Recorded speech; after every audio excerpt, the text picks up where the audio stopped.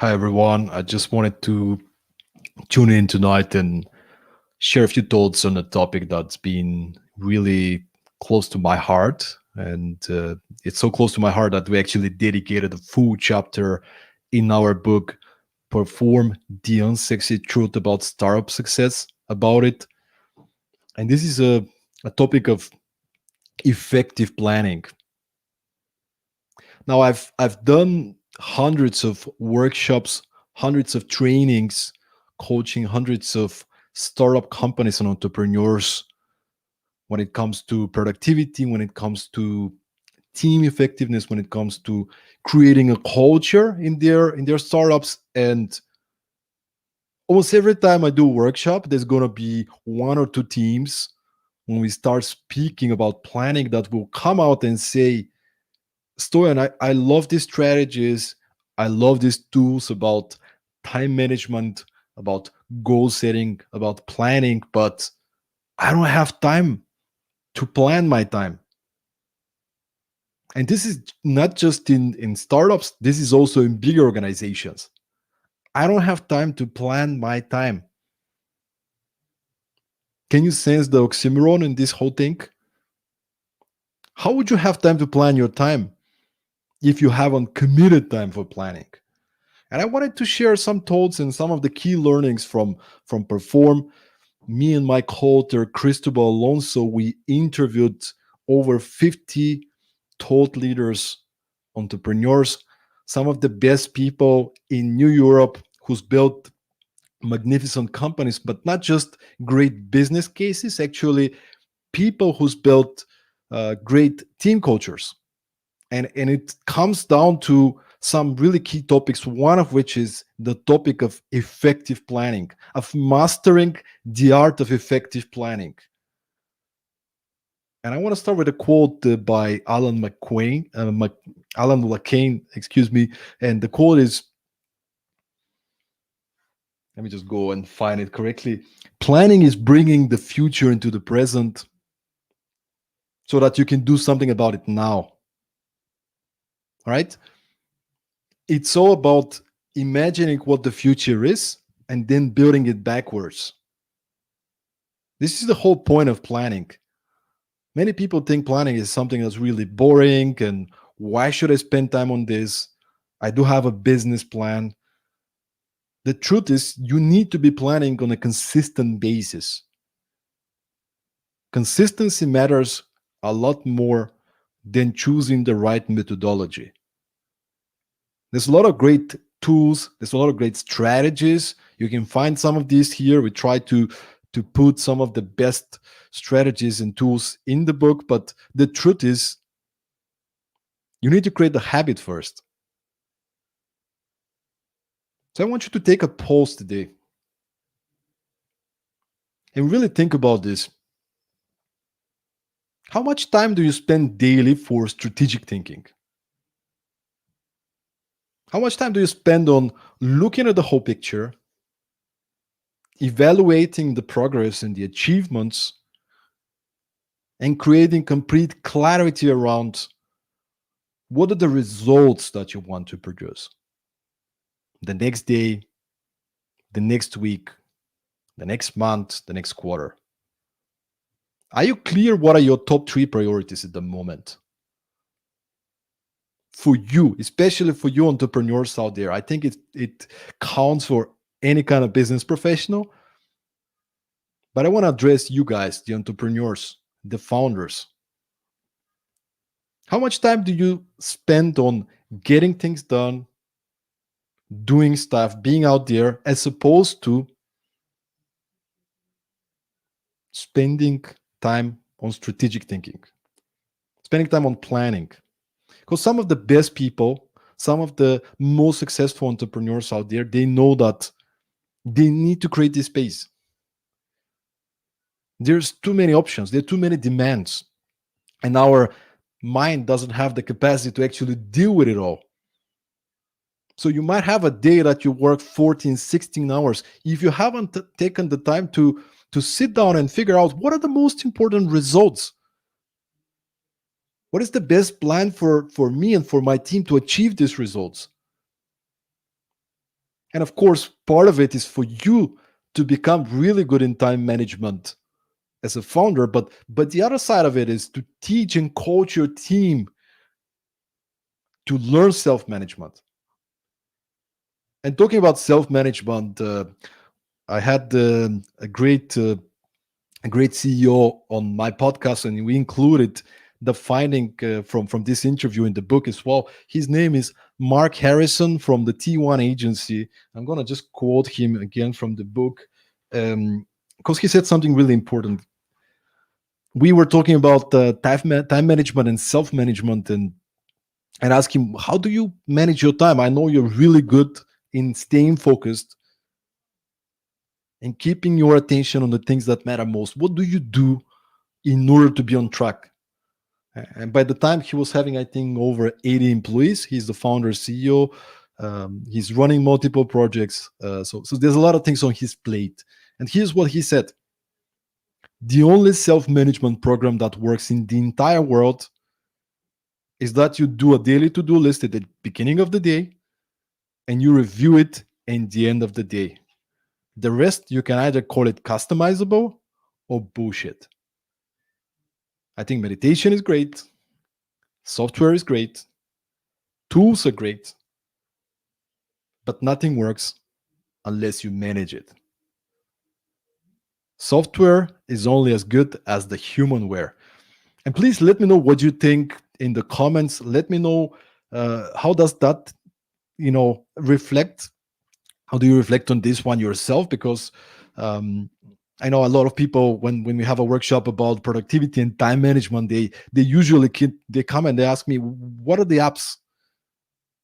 What are the softwares that I should use, to be able to manage my time? I'm like, hey, could I see your how you plan your day right now? Oh, I haven't started yet. Okay, why do you need a software? You don't need a software. You need a piece of paper and a pen. You need a spreadsheet, and you need to start creating a habit. So think about it right now. What are your top 3 priorities for the next quarter? If you can only achieve 3 concrete, specific results with your company, with your department, what would those 3 things be? And does your team actually know what these priorities are? Have you been clear around those priorities? And do you know what the priorities of your team are at the same time? I mean, something to think about. And then based on that, some people are actually really good in breaking down the priorities, in having these great strategy sessions and aligning around it. But then do you have a clear action plan? How do you make sure that on a day-to-day basis you spend your time on the things that matter most? You actually focused on the things that are producing results. And maybe that will be the last thing I want to touch upon a little bit. This is the idea of eating that frogs. I shared this a few days ago on another video. The idea coming from the great book by Brian Tracy, the amazing time management expert from the US. Super simple idea. I'm sure you've heard it, but I think it's a great reminder. Eat your frogs. What does that mean? Eating your frogs. Frogs are the things that you don't want to do. These are the tasks that you keep avoiding and ignoring. Maybe this is an angry customer that you need to talk to. Maybe this is a contract that you've been avoiding to deal with for a long time now. Maybe this is the taxes that you need to do.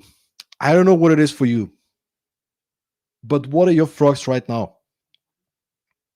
And the whole idea, of course, comes from Mark Twain, who back in, I think, 19th century had this quote: if you have to eat a living frog, if this is one of the things you got to do it first thing in the morning. And if you have to eat many frogs, start with the big one first. Start with the ugly one first. So think about it. What are your frogs? If you can spend 10, 15 minutes a day and try to think about what are the things that I avoid doing? What are the things that if I get them done, they'll move the needle? And can I start my morning blocking an hour, 2, 3 hours, focusing on getting results in the areas that matter most? Simple stuff. Super simple stuff. You don't need a software, you don't need an app or anything.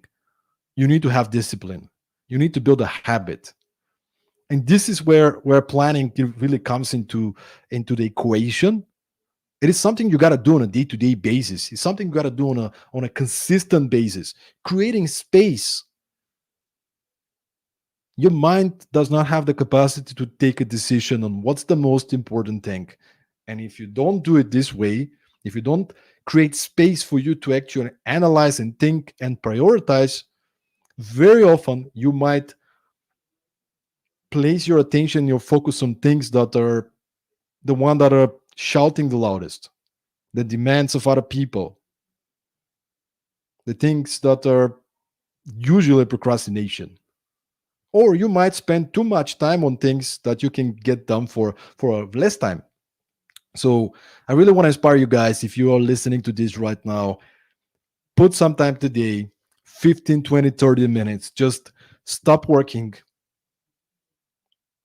This is a time for you to do a little bit of strategic thinking. Get a piece of paper or a spreadsheet, whatever works for you, and try to unload everything. What is everything I need to get done tomorrow? All the meetings, all the tasks that I have, all the projects. What are the, and then turn it around and ask yourself, what are the actual results I want to produce? What are the results I need to produce tomorrow? Me and my team. Is everybody clear on the objectives? Doing sales, for example, that's not an objective. Tomorrow I'll do sales. That's not an objective. Calling 20 potential customers. Now this is an objective. This is clear, this is tangible. You can measure it afterwards. Especially really, really good when you define those to share with your team, because then it creates accountability. This is why it's important to have daily meetings, because when you share your objectives, clear, concrete objectives, then people from the team can keep you accountable, right? So take some time today, define what are the results you want to produce, make sure that your team is clear around it, and what are your frogs from these ones? What are the most important results? Can you schedule those things early in the morning when you're fresh, whatever your morning is? So, yeah, let me know what you guys think about it. And of course, if you're looking for more strategies, if you want to learn what the best people in New Europe, in the region of New Europe, are doing, you can go get a copy of Perform right now. There's a link posted there, PerformNow.eu/book. Go check it out. We've interviewed over 50 people, some of the best founders and thought leaders from the region, together with my co-author, Cristobal Alonso, the CEO of Startup Wise Guys, who brought in a lot of great insights himself. I put together all the best strategies that I have myself from my experience and from all the interactions with hundreds of companies from around the world. So if you're interested in this, go check it out, performnow.eu/book. We're opening the Perform Academy online right now, so that might be something you want to check out.